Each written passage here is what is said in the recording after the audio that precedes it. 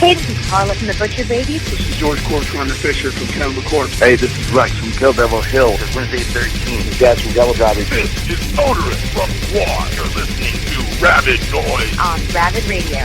Turn it up. Welcome back to Rabid Noise on Rabid Radio. That was The Ride Majestic from Soilwork's amazing new album of the same name, due out on the 28th of August. And joining us once again on the program is Björn Strid. Great to have you on the show, man. What's going on? Not much, and it's really good to be on here as well. We spoke a couple of months ago, and it's good to be back. Well, yeah, thanks for taking the time, dude. Well, as we were saying, like the last time we spoke, you were in the studio recording the album. What different approaches did you take this time around? I don't know if we had much of a different approach. I just feel that we've kind of rediscovered ourselves as songwriters for, The Living Infinite, being a double album and all that. Because it needed to be really diverse, and I think we really found new ways of expressing ourselves musically. So I think we kind of, picked up where we left with Living Infinite, but I think this new album is a little bit darker and even more melancholic in a way, especially with the melodies. And I feel the extreme parts are even more extreme, and the softer parts are even softer. So it creates a really nice dynamic, and a nice contrast. Being that the last album was a double album, did you find it easier going back to just doing a single disc this time around? Yeah, I mean, it was supposed to, but it wasn't. Yeah, because, we didn't really know what to expect, going into the studio for The Living Infinite. We knew, we're going to record 27 songs, right? So, but it went way smoother than we ever could have imagined. And now, going into the studio with just doing a regular album, so to speak, it was like, oh, this is going to be, easy, whatever, But it wasn't, it kind of dragged out, and we only booked like 5-6 weeks in the studio, but we couldn't really, record stuff in different rooms simultaneously, really, because they only had one room at the studio, and for The Living Infinite, we had 3 rooms, that we could work at the same time, and so we had to book some extra weeks in there, and then there was some tragic events as well. We had almost each and every member of the band had a death within the family, so that was really rough going through that during the recording.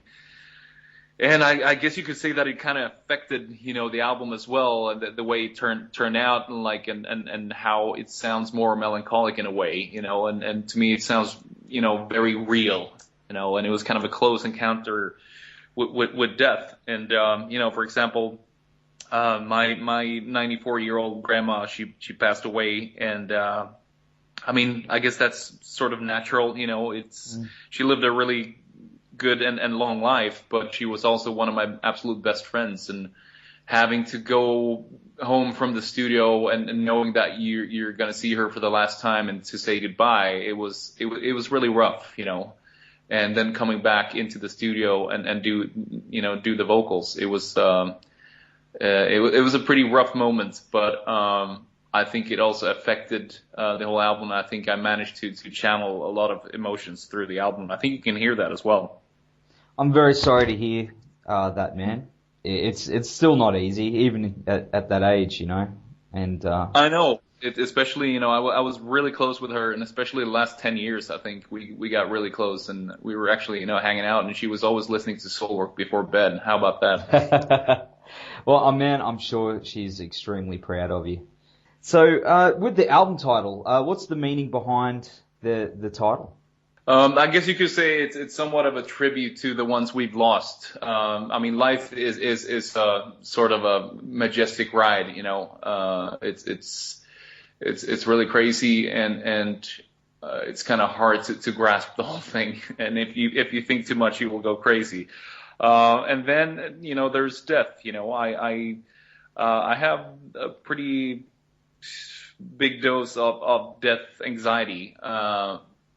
But when I see life being majestic, I'm kind of curious about what happens after death as well. And I'm sure, a lot of people are. And, regardless, I like that, right, to be very majestic, as life is. And if life continues after death. I kind of, want to carry that majestic ride. And it's also, considered this new album with the title being a tribute to the ones we've lost. And for the cover, you can see that they're almost like pictured in kind of like a maelstrom in the sky, Do you believe in life after death yourself?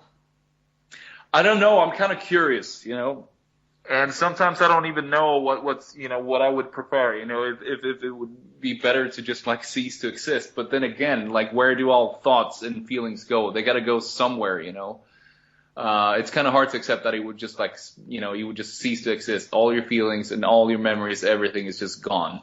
So, and sometimes it sort of feels comforting, but sometimes it doesn't. So, and sometimes you just kind of want to live like almost something similar to what you're doing now after death, if possible. I don't know. I'm just curious, like everyone else, I guess.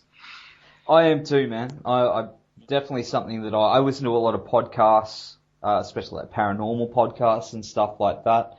After I lost my grandfather about 8 years ago, I got really interested in it. So it's I find it very comforting, Yeah, I mean, if it continues after death, at least, I feel now that since I was so close with my grandma, at least she will kind of, catch me when I fall, So it is kind of comforting, like that. If you're so close to someone and it happens naturally, it's like, well, she will be there waiting for you if life continues after death, So that's one comforting feeling, I guess. I find comfort in it myself. I think it's a beautiful thing, man. Everything keeps going. Well, the new album's of course coming out on double vinyl, which is pretty cool. Do you prefer vinyl yourself to CD? I would think so. I really like the combination when they actually release a vinyl and you get a download link. I mean, that's usually how I listen to music. I listen either to vinyl or on my phone, whatever. Not a lot of CDs, personally, but I think that's the best way, of getting the album. Vinyl plus the download link included. Yeah, definitely, man, because, you can collect the vinyl, and you can still look at all the artwork and everything like that, which is always good to have. That's all I look forward to. But, I think it's convenient as well, being able to just download as well. But then again, there's something kind of special about actually going into a record store and buying the CD as well. Yeah, I agree. I agree. Well, we're going to go to the live version of Follow the Hollow from your live in the heart of Helsinki now, and we'll be back very soon on Rabid Noise. Hey guys, just want to take a minute to give a shout out to our podcast supporters, RW Promotion, who are the best in the business when it comes to printing posters, flyers, banners, badges, business cards, you name it. They've got what it takes to help you get everything you need to help spread the word about your band or business. And with a blistering turnaround, they'll make sure you get your product ASAP. So get in touch with Richard and the team at www.rwpromotion.com.au or shoot them an email at info@rwpromotion.com.au. Also want to give a shout out to the guys at Blacklight Art and Design, who in my opinion are the Gold Coast best screen printers. So, we've gotten many band shirts and even our own Rabid Noise shirts done through these guys. And they've also got one of the fastest turnarounds I've ever seen. So all quality prints at competitive prices.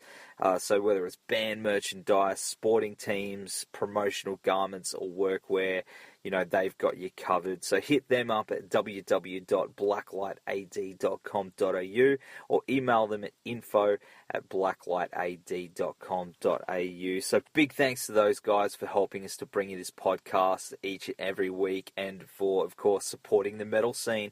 So now it's back to Rabid Noise. And we're back with Björn Strid from Soilwork. Now, you guys have always had amazing artwork and CD packages, which we were talking about before. Who usually comes up with the concepts for those? I guess it usually is me. For this album, I at a very early stage, I pictured something just, kind of black and white, something hand-drawn. That's what I wanted. Because we had so much color on our previous albums that I just wanted something really classic and almost like biblical looking. especially since the album was going to be, a collection of hymns to life and death, and I was just, wanted to find the right artist for it, because I really pictured some kind of like a maelstrom as you see on the cover, in the sky, like a whirl almost. Almost like a passage to, whatever happens after life, or after death, I should say. So I did some research and I found this guy named Robert Borbas, a Hungarian guy working for Grin Design. And I was really impressed with his work, and he was really detailed, and that's exactly what I wanted to have in there. It needed to be detailed and hand-drawn, and he liked the idea, and he started drawing, and he really, kept me updated every hour as he started drawing the cover, which was really cool, to be part of that process. And I've never really experienced anything like that before, as far as, creating an album cover.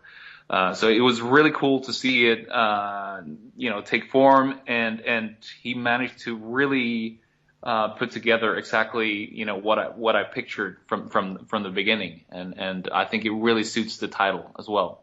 That blows me away, man. How someone can, because I can't draw, I just can't do it to save my life. Neither can I. But how people can interpret your ideas like that and put them on paper. Some people have just got that talent, man. Blows me away. I know, it's really, really crazy.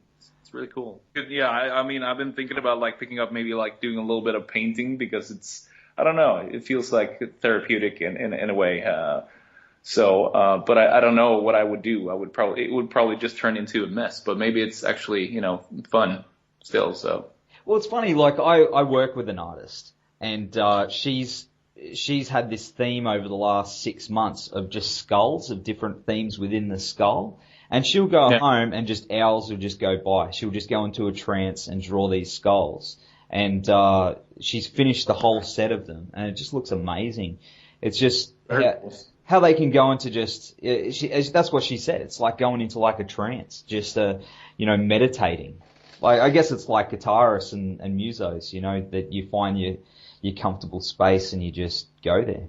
Yeah, I mean, I think I could use some relaxation, like doing something like that, going into a trance, painting something. Who knows? I might have to pick it up, because it's all music for me, all the time. And I've been trying really hard to finding a hobby that doesn't include music, and it's really hard, because it has become my profession as well. So it would be cool to find something else as well. So maybe I should try to pick it up. Yeah, definitely, man. I'd be keen to see what comes out of your mind on the page. That'd be awesome, man. Well, you've toured pretty much everywhere around the world several times. Is there anywhere that you haven't been that's still on your list?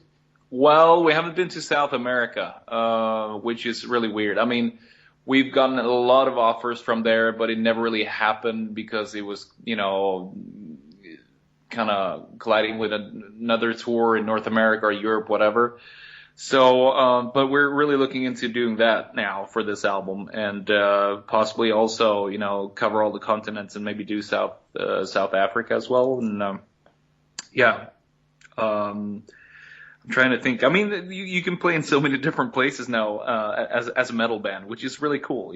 We're getting a lot of offers from India, and we're actually booked for a festival next summer as well. So yeah, it's going to be really exciting. That is exciting, man. Especially in South America, every band that I've spoken to that has played there has said that they are by far the craziest metal fans on the planet. I know. Yeah, I'm really excited about that, and hopefully we can put together a pretty long South American tour, so we can cover up a lot of countries there. Make sure you film it too, because every DVD I've ever seen in South America, it's just the fans will sing along to the riffs. It's really bizarre, but it's awesome. So, where's been the most difficult place for you guys to tour? As a distance, or has it been, just, communication breakdown with the culture, or? China was, it was pretty rough. I mean, don't get me wrong, the crowd was great, but just, it was very, a weird experience. I mean, Shanghai was really cool, but then we went to Beijing and we went to Harbin, which is in the north of China, right by the